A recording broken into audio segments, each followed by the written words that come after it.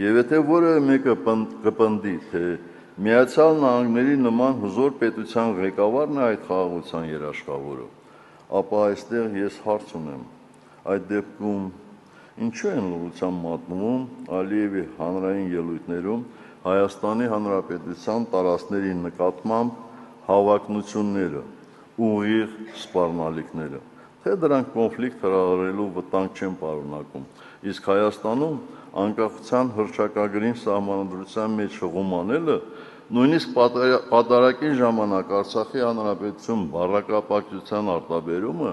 պատերազմի կոչ է համարվում որոշ անմեղսունակ վախկոտների համար։ Այսպես շարունակվելու դեպքում չի բացառվում, որ որոշ ժամանակ հետո արգելվելու է արտաբերել նաև Հայաստանի Հանրապետության բառակապակցությունը, փոխարենը ոչ կոնֆլիկտային է համարվելու Արևմտյան Ադրբեջանը, բա հո խաղաղությունը հարվածի տակ չեն դնելու։